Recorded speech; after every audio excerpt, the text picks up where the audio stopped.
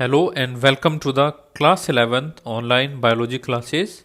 And in this video we will start the chapter number 3, plant kingdom. And in this chapter we will study algae, bryophyte, pteridophytes, gymnosperm, angiosperm and plant life cycles and alternation of generation. So in this video let us continue with the introduction part.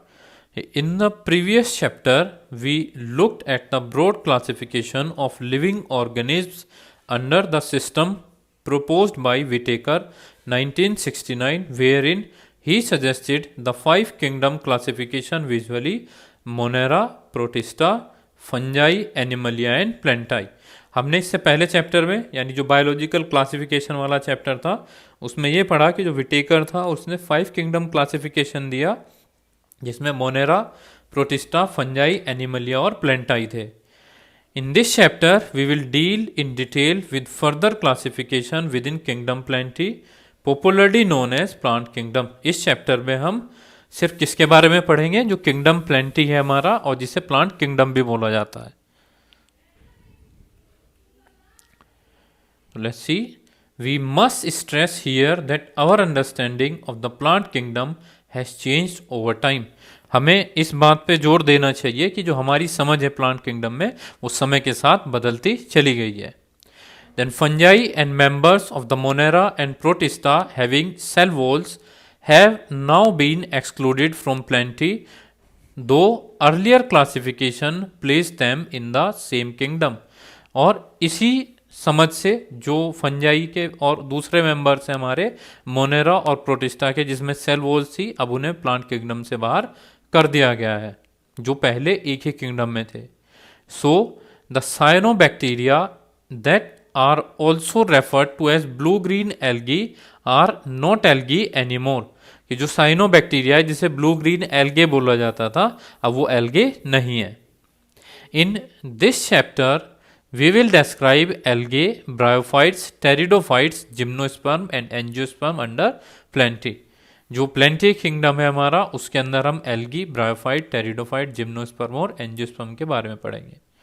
Now let us also look at classification within angiosperms to understand some of the concerns that influence the classification system. कि हमें जो classification है वो भी देखना है angiosperm के अंदर ये समझने के लिए कि क्लासिफिकेशन सिस्टम किन किन चीज़ों से इन्फ्लुएंस हो चुका है. The earliest system of classification used only gross superficial morphological characters such as habit, colour, number and shape of leaves etcetera. जो शुरुआत में क्लासिफिकेशन का सिस्टम यूज किया गया था उसके अंदर उस सिस्टम में क्या अप्लाई कर रहे थे हम कि सिर्फ मॉर्फोलॉजिकल कैरेक्टरिस्टिक इंक्लूड करते थे. जैसे हैबिट हुआ, कलर है, नंबर है, शेप और लीव्स है, इन सबको हम इंक्लूड करते थे.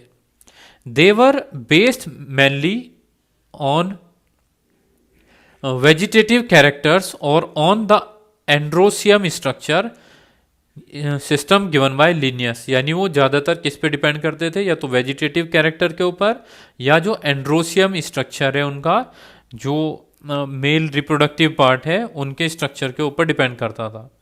तो सच सिस्टम वर आर्टिफिशियल. उस सिस्टम को आर्टिफिशियल कहा गया यानी वो मैन मेड सिस्टम था. दे separated the closely related species since they were based on a few characteristics. तो उन्होंने क्या किया कि सेपरेट कर दिया कुछ क्लोज रिलेटेड स्पीसीज को जो क्या थे, रिलेट कर रहे थे कुछ कैरेक्टरिस्टिक्स में. यानी वो रिलेटेड थे लेकिन फिर भी उन्हें क्या कर दिया गया, सेपरेट कर दिया गया इस बेसिस पे. Also the artificial systems gave equal weightage to vegetative and sexual characteristics. This is not acceptable since we know that often the vegetative characters are more easily affected by environment. तो दूसरा जो artificial system था उसने vegetative और जो sexual characteristics से दोनों को इक्वल वेटेज दिया, जबकि हमें पता है कि जो वेजिटेटिव कैरेक्टर्स हैं वो एनवायरनमेंट से इजीली अफेक्ट हो जाते हैं. So as against this natural classification system developed which were based on natural affinities among the organism and consider. अब इसके बिल्कुल उलट जो आर्टिफिशियल सिस्टम था एक नेचुरल क्लासिफिकेशन सिस्टम डेवलप किया गया जो नेचुरल एफिनिटीज पे डिपेंड करता था और क्या कंसिडर करता था वो not only and considers not only the external features but also internal features like ultrastructure, anatomy, embryology and phytochemistry. वो सिर्फ एक्सटर्नल फीचर को ही कंसिडर नहीं करता था, इसके अलावा उसने इंटरनल फीचर भी देखे, जैसे उनके अल्ट्रा स्ट्रक्चर के बारे में पढ़ा गया, उनकी एनाटॉमी के बारे में पढ़ा गया कि जो उनका टिश्यू कॉन्स्टिट्यूशन है वो क्या है, एम्ब्रियोलॉजी के बारे में पढ़ा गया कि जो एम्ब्रियो है उसका डेवलपमेंट कैसे होता है, और फाइटोकेमिस्ट्री के बारे में पढ़ा गया, यानी जो उनके अंदर केमिकल कंपाउंड्स है उन सब के बारे में स्टडी की गई. तो such a classification for flowering plants was given by George Bentham and Joseph Dalton Hooker.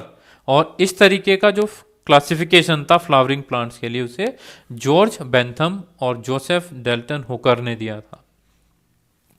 Eight present phylogenetic classification systems based on evolutionary relationship between the various organisms are acceptable. अब आज के time में अगर हमें classification करना है तो हम फाइलोजेनेटिक एनालिसिस करते हैं, फाइलोजेनेटिक रिलेशनशिप निकालते हैं. और फाइलोजेनेटिक रिलेशनशिप्स क्या होते हैं कि जो इवोल्यूशनरी रिलेटेड है, यानी अगर हम देखें तो हमारे जो एंसेस्टर है ज़्यादातर वो कॉमन होते हैं, और जबकि उनसे ब्रांचेस निकलती चली जाती है तो अलग अलग स्पीसीज में वो सेपरेट आउट हो जाते हैं.